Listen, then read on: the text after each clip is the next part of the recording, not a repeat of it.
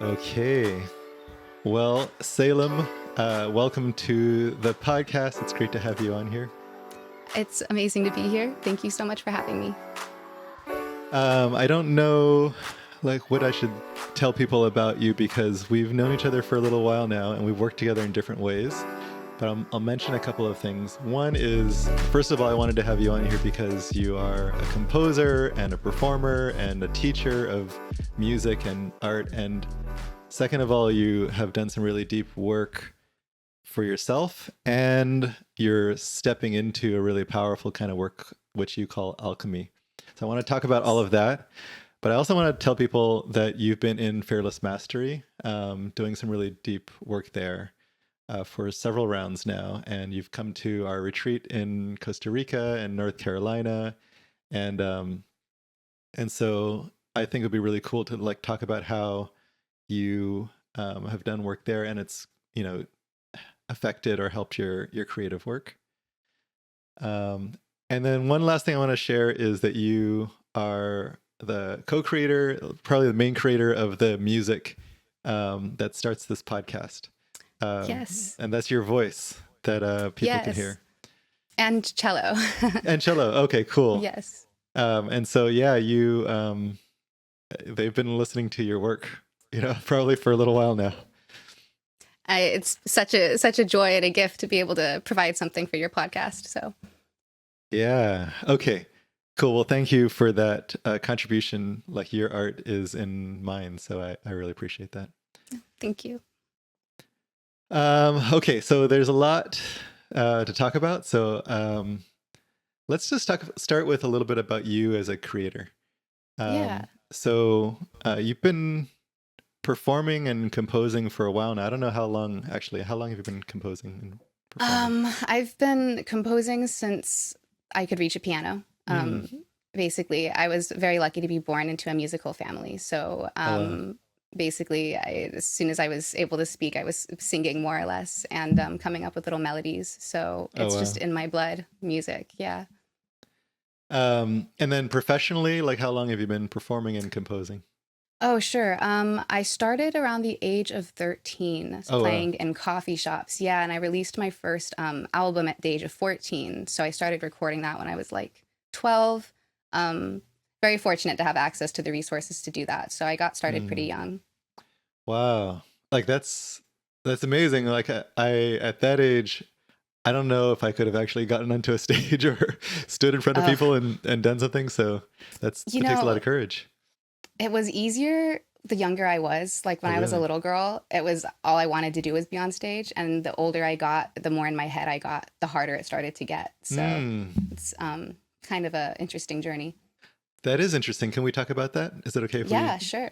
Okay, so you said the older you got more self-conscious or in your head? Is that? Yeah. Tell me more about that.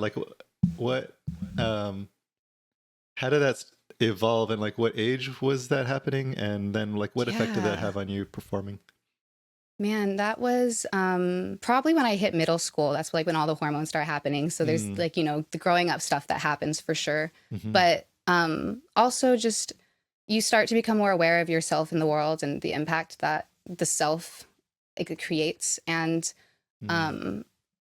as an artist, it's easy to draw attention, both positive and negative. And so when you start to get the negative attention, at least in my experience, I got kind of the message of you need to dim your light. You need to shut down a little bit because this is too much. You're too much. And so I learned young that I was actually doing the world a service by not shining my talents. By dimming yourself down, that was a service to others. Yes. Yeah, that's the message I started getting around then. And it was, it took a big blow on my performance.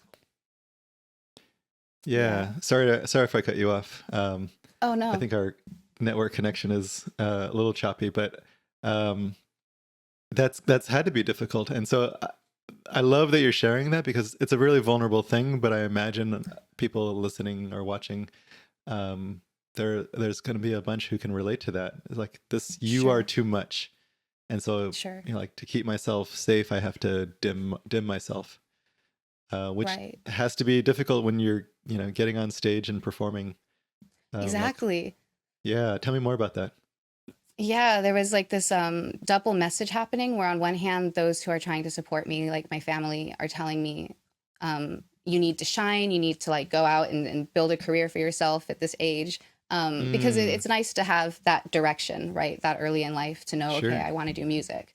Um, but then there's also this from the same people, the message of, oh, well, you're intimidating your family members, you're intimidating like other children, and you're a show off, basically. You're being a show off, so don't show off. And so Yeah. it's like, how do you straddle the line between not being called a show off, but also you need to own up to all your gifts and constantly be performing and making the most of yourself because it's a talent, right? Um, Yeah. Yeah. That's these contrasting messages. So there's like this really thin line in the middle where it's like you're just enough. You're not like too little, inadequate, and exactly. you're not too much that's going to like, impact others. And so it's better just to like find that perfect balance, which is impossible. Yes. And so I imagine there's a lot of anxiety with that, and maybe even like reluctance to get on stage. I don't know if is that true? Oh yeah. Oh yeah. It's heartbreaking. There's so much that I'd love to perform, but yeah, no, I have terrible anxiety when I get on stage now, and it's I do Mm, remember what it was like not to have it. So that's quite an interesting experience. wow. That's heartbreaking. And like I want to make sure it's clear this is not just about your family, but really like all of our families. Our families will give us messages like this that they receive from their parents or the world, and they don't realize they're doing this most of the time. Right. Of So I'm course. not trying to defend anybody, and I'm also not here to bash any family members of anyone Sure. who's listening or watching, because we all know like our parents are usually doing their best. Not just parents, but siblings and grandparents and our whole community is they're usually doing their best, and they also have these kinds of things that they've been given, and so they're like, oh, to keep my kids safe. This is usually how it goes. I'm definitely not speaking about your case in particular, but just generally how it goes is like to keep my kids safe, I have to teach them don't be too much or don't be not enough. Right. But what you're talking about is like the real impact of those messages that we're getting from the world. Yeah. Yeah, and there's no way to win. Like you said, it's impossible to straddle that line, and it definitely led to the development of perfectionism, which is the Mm, greatest enemy to creation in my experience. Writer's block, in my experience, is just perfectionism. Um, mm, I'd definitely be interested to, because I know there's going to be a lot of artists listening to this who have their own experiences with writer's block, and I'd have to ask anybody who's experiencing writer's block, do you consider yourself a perfectionist? mm. If not, That's interesting. then yeah, that's super interesting, and I'd love to hear more about that actually. So if people want to respond to this, we'll have this on YouTube, so you can put comments there, but you can also email in podcast at zenhabits.net, and I will make sure Salem hears about the about your experiences. Do you consider yourself a perfectionist if you have writer's block? Cool. Yeah, yeah, and if you don't, then I just want to hear more about your writer's block experience as a Mm, non-perfectionist. okay.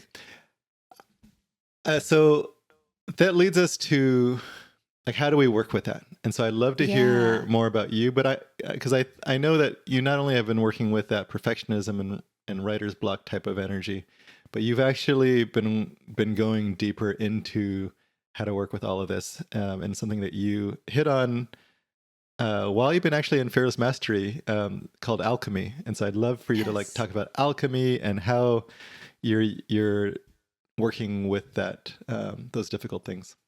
Sure. So, alchemy in its most basic form is just the process of transformation. So, in a Mm, sense, I mean, everything around us is in some state of alchemy since nothing stays the same.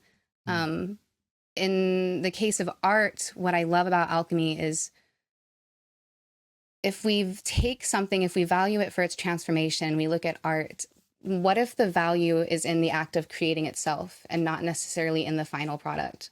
mm, Um, So basically, if we consider in the most popular idea of alchemy, again, alchemy is the process of transformation. We can look at the example of the ancient alchemist who is trying to turn lead into gold. Mm. As an artist, we're turning nothing into something. We work in the medium of human experience, and we literally see where there's nothing to be seen, nothing to be experienced. We can turn that into emotion and dreams and inspiration. And that is alchemy, you know? So any artist, any act of creation is alchemy. And that goes beyond artists too. Like, I mean, we all are alchemists. We're all creating all the time. As business owners, when we're bringing in money, we're creating. We're, as a family, we're creating our family. As friends and humans, we're creating relationships. There's so much alchemy happening all around us. And when we tap into that, we can find a more empowered relationship with the changes rather than feeling like a victim of them, in my opinion. And so that's the power of art as alchemy. Art as alchemy. Yeah. That's such a beautiful idea. So how do we, let's talk about writer's block and perfectionism and performance anxiety, and how we might work with alchemy with those things. Sure. There's a couple different ways that I've been approaching working with alchemy. There's kind of what I call the instant alchemy, and then there's the more prolonged, drawn out process. Instant alchemy is an easier place to get started because that's just as simple as a flip in perspective. So, for example, a powerful one I worked with was boredom. I think I might have shared this example before. I'm somebody who deals a lot with boredom and being driven to ridiculous things to avoid it. And so, like, what if I can transform that boredom into serenity? And so that for me was really powerful, just a simple shift in my perspective that when I'm in a state of boredom, can I remember, wait a minute, this is a moment of just serenity and calmness. And then suddenly that boredom is transformed from something I need to run from into something that I want to lean into, just through that shift in perspective. So that is alchemy. Yeah. Yeah. Could I add something to that? Just because I think this is such an important topic that you're hitting on. Sure. And so I just want to reinforce, like, second, the idea you just said. I think a lot of us so don't want to be bored that we will build our whole lives around it. Social media and scrolling on our phones and watching YouTube and Netflix and all of those things are all ways to get away from this experience of boredom. And alcohol, drugs, food, these are all other ways that we do to not feel bored. And so if you can do some alchemy to actually transform that experience, I love that one, into serenity. All of a sudden it becomes this part of the amazing experience of life, as opposed to this thing that we just cannot be with. Exactly. That's incredible work. Yeah, and that's the turning the lead into gold, rather than running away from the lead or trying to throw it away and saying, "Where's my gold?" You have a mountain of lead, you have a mountain of gold, but the question is, how do you get there? So that's the challenge. But I do want to give credit. The boredom to serenity. It was a friend of mine who offered, or who helped me to figure that out, and so that's the alchemy of relationship, right? Is joining minds. Yeah. And I'll just, that boredom to serenity thing, I just wanted to say again, I love it. Thank you for giving credit to, we can't always remember who we can give credit to sometimes, but that's good when we can. But this is something that if you're a meditator, that can sometimes be a transformation that happens without you even purposely trying. Because boredom is actually one of the things that come up for people where they're like, I just can't meditate. I'm not equipped for it or something. But it's because boredom starts to come up, and then we want to get away from it, but we've committed ourselves to staying with it. And it becomes a real struggle. And if you do it for long enough, eventually it does turn into serenity. But if you can do it consciously, like you're saying, I think it actually happens faster. Sure. That's so cool. So it's just like a conscious actual transformation rather than just something that just happens accidentally.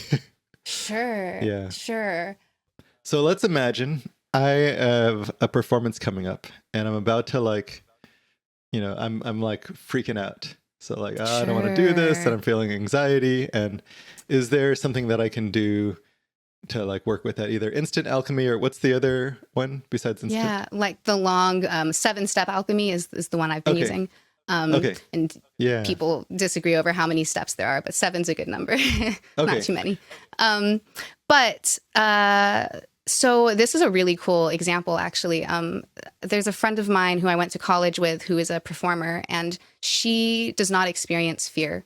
So she actually is the one who I learned this transformation from. But she shared with us that she's jealous of people who experience stage fright and fear before their performance because it means that they are, in a sense, they care a lot. With her, she doesn't feel these intense emotions. So she doesn't have excitement either for her performances. It's basically the same as brushing her teeth. So, Interesting.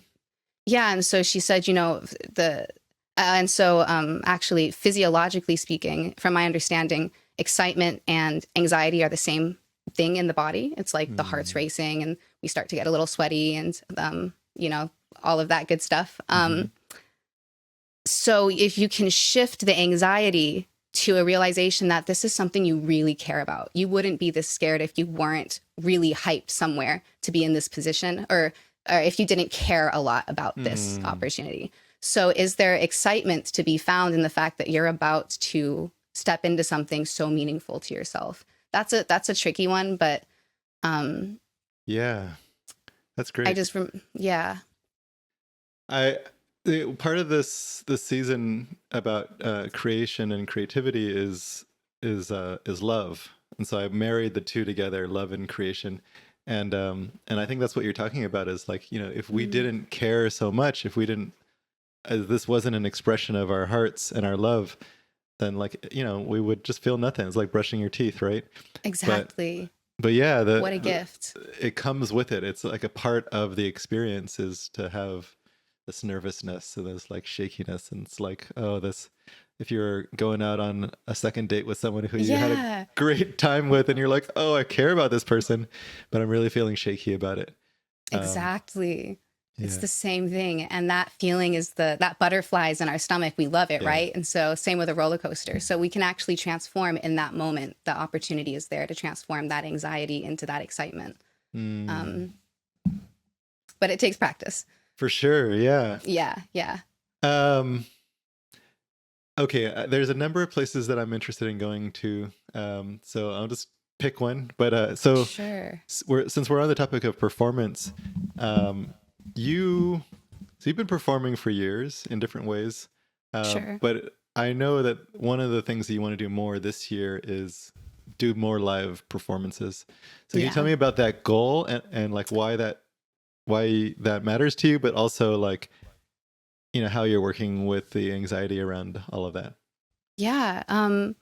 So this is a goal that again, since I was a child, I wanted to be on stage. That was sort of my first dream, was to share music and art with the world. And it's been heartbreaking to feel separated from it because of my fear and anxiety. So stepping back into performance now, I know that I'm going to be throwing myself headfirst into all of that. Exactly what we were just talking about, stage fright. I do really well on my own or in front of maybe just a couple people. But as soon as we are in a higher pressure situation, our body is literally like a brand new body trying to perform through all of that heart racing and such. Yeah. So for me, the alchemy is, I'm using both the instant alchemy and the 7-step in order to approach this journey for myself. The instant alchemy I'll be working with is, of course, the sort of anxiety to excitement that we were just talking about. The long-term alchemy, the 7 steps, I will basically be breaking it down into, I can't really, I have to go into the process. Do you mind if I open up a little about that? Go for it. Yeah. Sure. So in a nutshell, if we were to lay out our 7 steps, you have, so you have calcination, dissolution, separation, conjunction, fermentation, distillation, and coagulation. So those 7 steps are fancy terms, but we can turn them into something that means something practical for our lives. So step 1, calcination, is awareness, just becoming aware of what it is we're trying to transform. So in my case, I want to perform and I've been holding myself back. Mm. Step 2, dissolution, would be dissolving ourselves into the process. So just sort of throwing myself into it and collecting data with as little judgment as possible, with the softness of water. Step 3 would be separation. This is where I'm going to actually start to analyze the data that I just collected in the last step. And we can separate it into thoughts, feelings, and physical experience. Okay. We move into conjunction, which is where we add it all together. And this is where I create a realistic view of what the situation actually is. Like, how did the actions I've taken added up to me being in this specific situation? And from there, I'm empowered to visualize where I want to go and find a path to that place. So that step is sort of where it all comes together. Fermentation, the next step, is where we add a catalyst in. So this is basically, if we keep doing the same thing, we're going to get the same results. So we have to throw a wrench in the machine and do something new. So fermentation is, after all the analysis, now do something different. Start with one thing at a time and just keep up with it. Try to see how it changes your situation. So in my case, what I'm going to do different is I'm going to start gigging. I haven't booked myself a show. So that's going to be a huge catalyst for me. After that, distillation is sort of the ongoing of the pain of that process, turning it into something beautiful, in which case, for me, that will be having the ability to perform through anxiety. And then finally, coagulation is where we celebrate ourselves for the transformation we made. And at that point, I'll be talking to my audience about everything I've been through to get to these shows. Amazing. I love that that celebration includes bringing people in and letting them know, like, this is the journey that I've been on, so they can benefit from that too. Yeah, exactly. And then it all restarts again. It's kind of a never-ending process. So yeah. And these steps, if correct me if I'm wrong, you drew from some wisdom of alchemy that's been developed over the centuries. Is that right? Oh, yes, exactly. Yeah. So these 7 steps are part of, I'm not actually entirely sure who they're attributed to, but they are attributed, or they're related to spiritual alchemy is what I've heard. So they're usually used in a metaphorical sense. The actual physical steps that real alchemists would have taken to actually create gold, which, as far as we know, never happened, but there are tales. Nobody really agrees and knows what those are. Okay. So they took this physical thing that the alchemists were trying to do and turned it into a spiritual alchemy. Yes, okay, exactly. Beautiful. You hit on that. I think you've been doing some elements of this, but it's at one point, I feel like it was last year, maybe it was the year before, you hit on this, and I remember how excited you were, because this was like such a big epiphany for you that led to so much possibility. Can you tell me about that moment? Sure. So this was on the retreat in Costa Rica, and we were doing the exercise where we were being asked to do something that was a challenge for us, right? Like at our edge. And so what I wanted to do was lead a meditation and also sort of a music class and mix my yoga with my music teaching.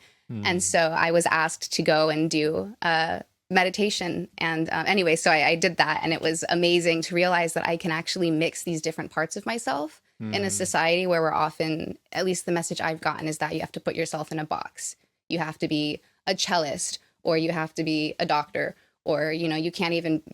For me, I've always struggled with being a very multifaceted artist. I am also a writer. I'm a visual artist. I play multiple instruments. I'm a composer.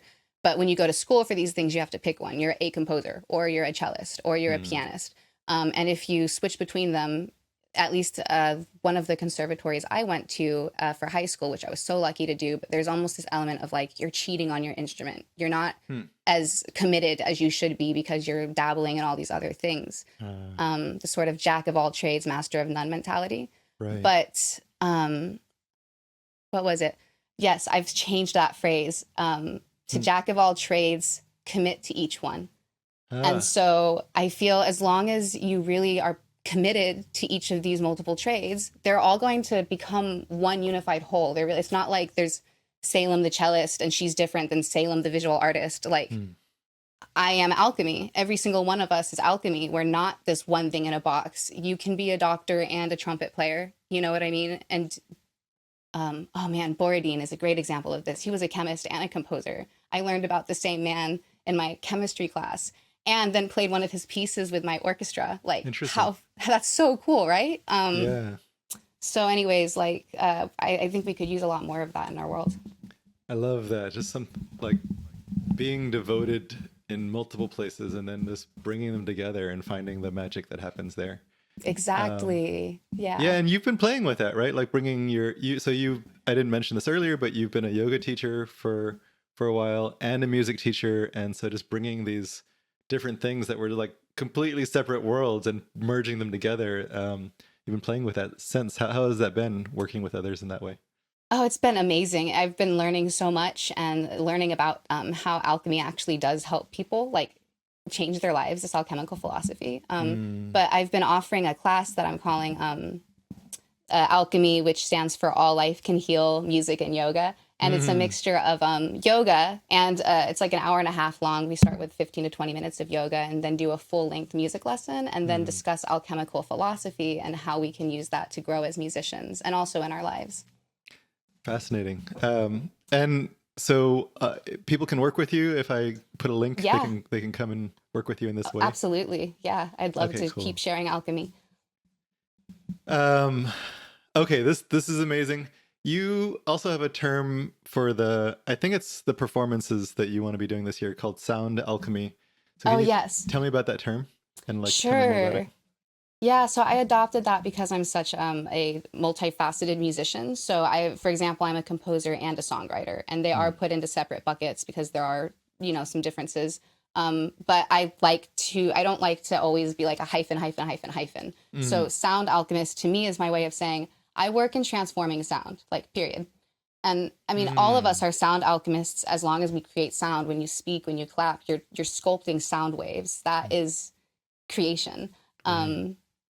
So I just dedicate my life, all of my work to the sculpting of those waves in the ways that bring the most healing, hopefully, to people. So Mm. sound alchemy. You mentioned bringing healing to others, so I'd love to hear about that because I know talking to you, before we schedule this episode, I know that you're committed to performing and creating music, not just because it sounds nice or it would be fun, but there's an actual impact that you'd like to have. Can you talk more about Yes. that? Yeah, absolutely. So as a creator, I'm somebody who's been like choked up my whole life because of anxiety, fear, Mm. writer's block. Um, Having art on the other side of the act of creating felt like such an impossible task. Mm. And I know that there are so many artists and creators who are going through the exact same thing. There are so many poems unshared and so many beautiful songs unwritten because of just that self doubt. Mm. Um, so it's my hope that through this expression of sound alchemy, I can help people come more in touch with their ability to create. Um, and not create for the sake of making art that's going to get you famous and like pay all your bills, but creating for the sake of creating for the sake of being in the space of, like, in a sense, God or goddess, like that we are all imbued with this incredible life-giving power that we use to sustain our own lives. So when we're creating, we're stepping into that exact same power, no matter what comes out of the other end. So create for creation's sake. You don't have to be an artist. Just Mm. express yourself, and that will Amazing. bring healing. That's such an important message, in the season that I'm creating here. Like you bringing that message right now, I think is such an important thing because I do think a lot of us were given messages that like I'm not a creative type. Like Mm-hmm. I can't make music, I can't make art, can't Yeah. write. I know that I've received those messages around like visual art and music as well when I was younger, and I think Yeah. we don't realize that we're given these messages. Um, Sure. but it sounds like you're opening people to more possibility and the possibility not only of creating but of like what that can create in people's lives. Exactly. And the shadows that come up for us when we're creating, I mean, in the on and very much in line with your work, like if it's coming up for you here, it's coming up for you in other places in your life, right? Mm, So it's also a powerful alchemy there. When you're creating, you are interfacing with your shadows, and you are going mm, to, you're dancing with them though. And so this brings me to that idea of sublimation, the idea that we can take really dark, difficult energies or things that are ugly, right, and turn them into something beautiful. Um, an example would be anger. mm. You could either express your anger through yelling at somebody or doing something really destructive, or you could express your anger through a really visceral, raw piece of art, you know, Mm. that ends up being a reminder to you of the time that you didn't lash out, the time that you chose to sublimate and channel your art into something, or channel your experience into something healing, you know? Yeah, that's such a powerful idea. So tell me how that would work. Let's just say I'm pissed off today, right? Yeah, I, or like my coworker gave me this, like they snapped at me and I've been like stewing about it all day. And of course, sure. one thing I could do is yell at them. I could yell at my kids. Um, Hmm. or I could stew about it, or I could just like try and like forget about it and just kind of that's Right. that's one kind of sublimation. Is just like suppress it. Um, Sure. but I don't think that's the sublimation you're talking about. So tell me about like how I could actually work with that energy. Yeah, that would be basically feeling the energy. We're not pushing it away. With Hmm. alchemy, we're working with the lead. It's so important that it's not escapism. So we're Hmm. feeling the emotion, um, but we are aware of the impact that we're creating in the world at the same time, and whether that impact is negative or net positive. And so Hmm. if you're feeling your anger and your impact is resulting in everybody around you is now frowning and like running away, then that's probably not sublimation. But if you're feeling your anger and then uh, I suppose I would recommend being alone, but that piece of art, what it is that you create out of it, can either be personal, something that no one ever sees. So if you're feeling this emotion, you're working with it, and then the net impact around you is positive, that might Hmm. look like, if you're, for example, painting, that might look like now you've got these beautiful shapes and lines in front of you.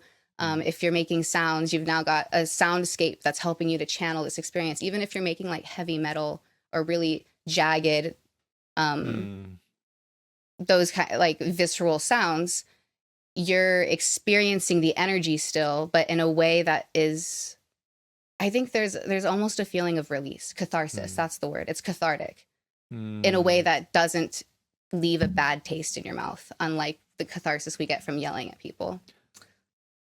Yeah, you could see the negative impact if I'm yelling at the person who pissed me off, or other people who didn't have anything to do with it. Um, so yeah, just taking that same energy and not shying away from it and escaping from it, but actually letting ourselves feel it, but to create a more positive, net positive impact. Exactly. And the world is more beautiful now because you created some art. One thing I love about that is that you said like just let yourself feel it. And I think a lot of times we have this idea we don't want to feel it, so that's why I'm gonna like numb myself out or escapism. It's Yeah. just like there's this idea like I just don't want to feel this way. But Yeah. it sounds like you are helping people to create a more empowered relationship to those feelings, so that it's okay to feel that these ways. Exactly. Exactly. Hmm. That's really really important.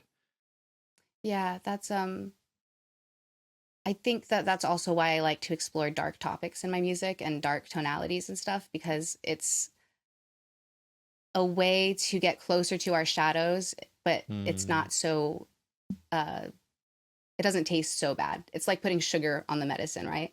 Hmm. Art allows us to work with our shadows in a much more gentle way, I think.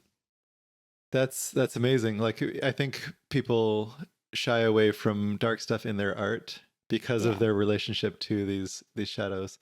There's a book that I was reading a couple months ago about darkness that was so amazing. I'm gonna find the title later, but it was by the Zen priest who's a black woman, and she also has done a lot of work around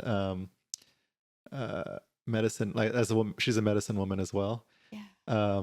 And so she examines our relationship to darkness, and it was really profound. And it sounds like you're doing some very similar stuff of like actually taking, like letting yourself create art around darkness. That's really amazing.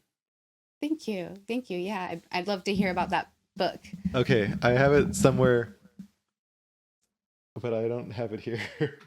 Sure. I wish I had it here because I would hold it up to the camera. I'll post the link with this podcast. But yeah, it's a beautiful book. Perfect. Shoot, I'm gonna forget her name too. Anyway, she's amazing. Everyone should read her. Okay, so let's see. There's a couple other topics I want to touch on. Yeah. So you've been sharing some amazing things, and I really appreciate that. I want to talk about mental health journeys. Yeah. Are you up for that? Totally. Okay, cool. So the reason why is because I think there's so many people who are dealing with mental health issues, especially these days. I think it's always been the case, but I think the pandemic turned up the heat on all of that. And so we're faced with this stuff, and we don't know how to work with it. So you have been in a lot of different ways. You want to talk about that a little bit? Can you share a little bit about your journey? Yeah, absolutely. I would say it's really important just to get support, and I know that is that itself is a really big hurdle for a lot of people, because if you don't have health insurance, it's completely impossible. I mean, it feels really difficult to get support. Now, that's not true. I learned it's not impossible. Okay. It's heartbreaking though that people are just like not doing it because it feels impossible. Yeah, exactly. Yeah. Can you actually tell us about that? Sure. It's not impossible. Yeah, no. So I myself went without health insurance for I think about 3 or 4 years because I thought it was impossible. And there are programs out there. For example, there are free/sliding scale clinics that offer doctors appointments to people without health insurance. So I would definitely recommend looking that up, free clinics. And there are other programs as well that actually will pay for your bills, like their charity programs. I don't know any off the top of my head, but you can look up local programs and then apply for their help. And they'll even, one that I knew of will give you the ride. They'll come and pick you up and take you to your appointment. Wow. So yeah, there are definitely resources out there, but they're hard to find. They're definitely not made super easily available. Thank you for sharing that. That's such an important message. If people like just take that away and they forget about all the rest, that's an important thing. If somebody can get help after this because of that knowledge, then that is completely worth it. Yeah. So what else on that? How about a little bit about your journey? I know you've had some struggles, but you also had some light shined on some things, and I think that's really helped you. Yes, definitely. I had to go through a lot of hoops to finally get my health insurance, and I'm so glad I did, because I was diagnosed with bipolar, and that is a really difficult thing to not know that you have, and to just live with. And having, bipolar or any kind of mental illness makes it really difficult to get help in the first place. So just to even get to the computer and look up these resources can be such a huge challenge. So that's where sometimes, if possible, it helps to, I was lucky to have a couple friends and family members who, actually my aunt, she sat down with me and helped me find the psychiatrist. She saw where I was, and if she hadn't helped me, I might not be where I am today. Wow. So sometimes you really do just need somebody there to jump through the hoops and help you get that first appointment set up. There's nothing wrong with that, and that can change your life. It's literally saved my life. So that's so great. I love that message as well, because I think a lot of times we think it's uncomfortable to ask for help, or we shouldn't, we should be able to do all this stuff on our own, and there's something wrong with us if we do get help from other people. But just that idea of I wouldn't be where I am today. I wouldn't have this diagnosis or even have seen a psychiatrist if I hadn't gotten some help from a loved one. That's exactly. I'm so happy that she did that. Me too. Yeah, thanks for sharing that. Yeah. So you got some mental health help, and then a diagnosis of something that you've had but just didn't know you had, and that's you said that's really hard to like have that and not know it. Yeah, absolutely. Um, on that note, I actually have done some pretty powerful alchemy with these diagnoses, and so getting answers, getting diagnosed is an alchemy of getting solutions. So Mm, when you figure out what's wrong, you can finally get a treatment that helps you. Um, mm, so that's so good. yeah, and I guess where I'm going with that is I was also diagnosed with Crohn's disease, and I would say between like that saved my life too, in the sense that a lot of my greatest strengths came from that trial. So Mm, I'm now more healthy. Like I pay more attention to taking care of myself, exercise, what I'm eating, staying hydrated, getting enough sleep. Like taking care of myself is a full-time job. And I wasn't paying mm, any attention to that before my diagnosis. The illness, and not even just the diagnosis, just the illness itself has taught me so much. And I wouldn't be a mm. yoga teacher if I didn't have Crohn's disease. Like I really Oh honestly wow. believe it. So that is the alchemy that my illnesses have brought me, is they've made me into such a strong and multifaceted person. And every Oh, I single love one that. of us, yeah, that's what we can do. Every single one of us can turn our shadows into like the brightest gold. I really believe it. It's just, how do we do it? That's the trick. So good. And I think not everyone's familiar with Crohn's disease, but it's an autoimmune thing that affects like your digestion and like all of your body, Yes. right? Yes. Um, yeah. Yeah. It's Go ahead. essentially the intestines don't digest food properly. So it's like you're Mm. eating, but you're not actually eating. So Uh, that's tough. I mean, eating is a challenging thing for a lot of people, even without that. But you add yes. that your body's like fighting No, against thank you. itself. Yeah. Yeah. Yeah. Fun um, stuff. so you touched on self care, and I'd love to just stay there for a minute. Yeah. So it's something that I haven't talked about this season, but like people who are trying to like create. Let's say they have a creative project or they're trying to like move into that. It's so difficult when it feels like we don't have some kind of solid foundation under us. Mm, Like, my life is falling apart and I, right. don't have the mental space to like focus on this. And so you have the ability to do it, but like you don't have the like stability. And Right. I wonder like what you said it's a full-time job taking care of yourself. And Sure. so I wonder if you could share a little bit about what you've done to get yourself to the place where you feel taken care of and you're in a Mm, good place health wise and mental health wise so that you can actually be in the creative space. sure. For me personally, it's been leaning into ritual and discipline. Mm, Um, everybody's going to have different things that work for them, but that's one I've been running from my whole life. And so, mm, actually, with the help of the medicine for the bipolar, it's really helped me correct my sleep schedule. And with a okay. corrected sleep schedule, from there, it's like a domino effect. I've been able to sort of uphold um, patterns of self care that leave me um, with enough energy to actually create more. So even though I'm Mm, having to take more care of myself, I'm creating more than I was because I have more resources to do so. that's so good. So like what are some of the things you do now? So you said sleep schedule, like do you have Yeah. a time you go to bed or you have a ritual before bed, or tell me a little bit more. I'm working on the before bed ritual, Okay. but All right. I go to bed usually around 10 p.m. That's my goal. Mm, It fluctuates now, but generally my goal is to wake up around 6 a.m. okay. But it will fluctuate between 6 and 8. And I start with my sacred rituals. For me, my spirituality is really important. So I have some practices that help me bring myself closer to spirit.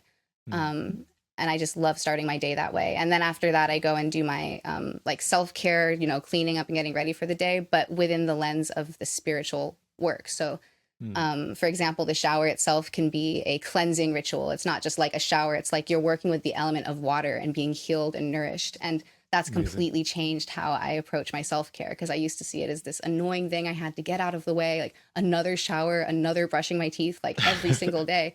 Right. And oh, I hated it. That's so But good. now it's like something I look forward to because it's this ritual, and I getting to interact with the elements in like this sacred way. You know what I mean? Mm, Um, that's so good. I it's that love shift I in love the idea perspective. of. I'm sorry. Yeah, I cut you off. Oh no, it's okay. I was just saying it's that shift in perspective. I love the idea of bringing sacredness to our self care and ritual to the things that feel like, oh, I have to do this every day. Yeah, exactly. Yeah, amazing. Do you have any rituals around creation, like composing or Mm. making music? Anything there? Yes, I'm still developing those, but Hmm. one of my rituals would be just to clear my mind beforehand. So, like meditation and creating Mm. an actual, I like to create a multisensory space to sort of shift my physical experience. So, I'm talking like scent, you can do incense or essential oils, mood lighting, dim it. Candles are amazing. Taste, I love to have some tea on hand, Mm. something comfy, making sure physically that we're good in the body. And then, what's the last one I'm missing? The last sense, or Mm. Did you mention smell. sound? Oh yeah, and then sound, but in my case, that'll be what I'm creating. But if I were like drawing or something, I might put on a playlist in the background. Oh, nice. But then I'm in like this bubble that I've created, A sensory, like a world you've created for yourself. Exactly. I love that the act of creation is surrounded by another creation, which is the rituals, Yes, the space that you've created.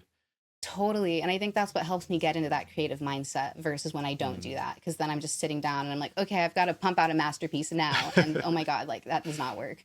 Doesn't work. No. I can relate to that. Yeah. Okay, and I think I could probably talk to you for another couple hours about all of this, but I'm interested before we finish in talking a little bit about the act of creation itself. Yeah. Um, and so you have a couple of places where you create. One is, I think probably you have a lot, but let's just mention a couple of the big ones. One is sitting down to like compose or write, Sure. so create music, and then another is performing live. And I'm curious about those two things because you brought them together as sound alchemy. Yes. So the live one, let me ask the question about the live one first. So Yeah.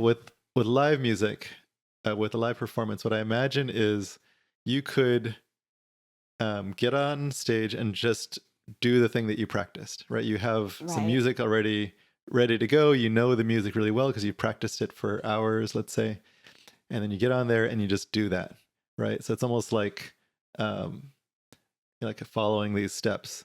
But I don't think that's how you're doing it. But I'm saying that's a possibility. It's just like let me Sure. just go Sure. and do these things, and it's in front of other people, which is different than in my practice. But I'm just basically just going through these steps. But Mm. I'm wondering for you if there's anything different that happens on a stage in front of others besides being nervous and perfectionist. Is there a way where you're bringing in something in that moment that is unique to that moment as opposed to where you practiced? Yes. I would say for me right now, that's the idea of giving a gift. Mm. Um, so when I'm performing, doing it as an act of like love, an Mm. intimate connection with every single person in that room, and doing it with the intention of healing. Like I hope Mm. that, I mean, because intention matters, and I really hope that as I'm performing this music, that each of these individuals will find healing. Um, Mm. So in that moment, you're actually practicing offering that gift. You're actually like, yeah, okay, that's it. what could be healing or powerful for these people here? Exactly. It's an offering. Yeah, I love that. And then is there any like I'm imagining there's something that you take in from them as well. It's not just like giving of a gift, but Yes. yeah, like is there anything about their energy or like what's happening in the room around you? Sure. Yeah. I actually love the idea of having like an improv section, and so my way of responding that to that would be just to improvise, like coming up with Mm. music on the spot that is inspired by the vibe, the atmosphere of the room, and the feedback I'm Oh getting from wow. the individuals. So if it's like a more raucous energy, maybe it'd be a higher energy type piece, right? But if it's really low key, then I'm doing like long drones and yeah, that would be really fun to do, actually. Yeah, well, thanks for sharing that. I just wonder because I've never done music performance, so I'm just kind Sure. of imagining right now. But even if you're doing like a practice piece, does that piece change based on Oh, the energy of I the room see. or the people who Yes. are there? Oh, very much so. Yeah, absolutely. For example, if you were trying to perform a piece in front of a crowd that like is totally not feeling it, Uh-huh. it's really hard not to let that impact the music. I mean, I'm sure you Yeah. cannot let it, and you can just make those people fall in love with your music, just play it Mm, passionately, but that's hard. It's a big hurdle to overcome. that's so interesting. Yeah. Um, okay. And then what kind of performances do you do? So tell people about the performances and maybe they can come hire you too. Sure. Yeah. So what I'm creating now is what I'm calling like alchemical performances. So I'm going to do something very similar to what I was describing and how I creating an entire multisensory atmosphere. Mm, And then the performance will be my original songs and compositions. So I'm a multi-instrumentalist. So I'd be playing piano, cello, singing. And then hopefully I'm trying to build a band of other multi-instrumentalists to help support that. So I'm really hoping it'll be and I'd love to sell some tea too, like tea. some, yeah, Okay. whatever teas are offered. Like I just want it to be a really uh community. I just want to build a little community, a little Oh, world, that's cool. for just a couple hours and then pack it up and take it somewhere else. Oh, I love tea, so I would come just for the tea probably. Yes. Cool. And some amazing alchemy. Uh, okay. And then performing, um, sorry, composing. So Yeah. tell me a little bit about your process. Like, you don't have to go Sure. too detailed, but you've created the ritual for actually letting yourself create.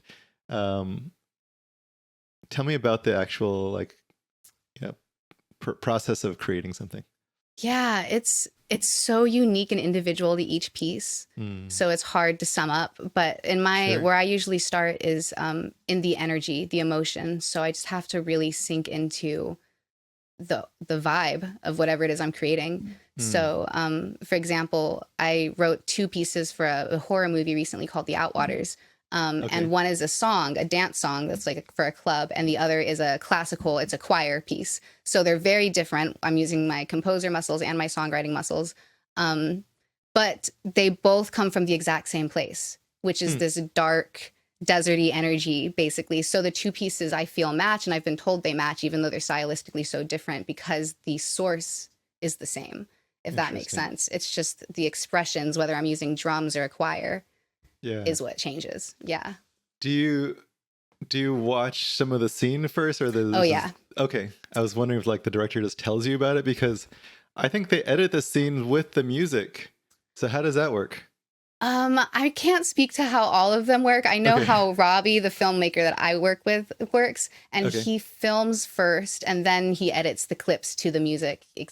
So, but you can also do it the other way, which is where they give you the film and then you just write the music to the film Okay. based But off of the you director's notes. but you're watching something before he does the edits to your music. So like what are you Oh, watching? yes. His film, but Okay, without the any uncut. music. Yeah, Okay. exactly. Okay. Or with his placeholder music. Oh, he put some placeholder like this is kind of the Yeah. vibe. Yeah, exactly. There's a whole version of the movie that is just like all totally different songs Oh, but cool. you can't use them. So yeah, it's Uh interesting. It's an interesting process. that's fun. Um I know nothing about making movies either, so it would be really cool to like just watch it being made. Oh yeah. No, I'd love to see Robbie do his magic. Oops, oh gosh, I'm having a fun time with the mic today. um, um, gosh. last thing I wanted to touch on before we close, Yeah. and am I taking up too much of your time? Not at We're over all. time. Okay, so last thing I wanted to touch on is the work you've done in Fearless Mastery. Yeah. I So you've been through a few rounds now. I can't remember how many, but a think this few is my rounds. fourth. Yeah. Well, you must be coming back for a reason. So tell me more. Tell me more about that. Like why did you come into Fearless Mastery? Yeah. Why do you keep coming back? I came into Fearless Mastery because I was in a time of I really needed support. I was in one of the darker places in my life. It was before I'd Mm, had the diagnoses, and I was pretty isolated, going through some really difficult things in my life. And mm, I had discovered your interview with Sam Harris actually back at the start of COVID, and that, I believe, saved my life because I was in one of the most uncertain. I was also in the middle of a really horrible breakup, and I had just been diagnosed with Crohn's disease and lost my health insurance. Like, everything sucked. And that was like the thing that was my compass. Basically, I was like, okay, I can get through the uncertainty. And so then I saw an opportunity open up to work with Fearless Mastery, and I knew that I wanted a community to help me break out of the isolation. So I applied, and it's ended up being everything I've needed. The inspiration, first of all, like being surrounded by so many incredible people doing so many incredible things, it's impossible not to feed off of that. Just like you were talking about with the audience, like feeding off that energy, it's the exact same thing. And so it's like this giant kettle of inspiration, and that's what I really needed, and connection with other humans, you know. And so just between that, the connection and the inspiration, that's what I needed to help trigger the series of changes that have led me to where I am. Okay, great. And why is that? Why you keep coming back? Yes. Oh yeah. Okay, we can't keep you out. No, I'm just kidding. No, never. Awesome. And then I think that's good. We've gone beyond what I told you we would do. So Sure. We'll close here. Actually, let me cut that out too. Okay. 59. Okay, and then let me clap back in. Okay, so I could talk to you about this for hours, like I said, and but I want to respect your time.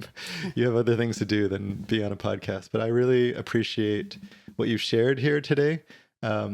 Amazing, powerful stuff, and I hope people will take these messages out of how they could be with their shadows and they could transform their anxieties through alchemy. They can get mental health even if it feels impossible. Yes. Some really incredible things. I just want to thank you for what you've shared today.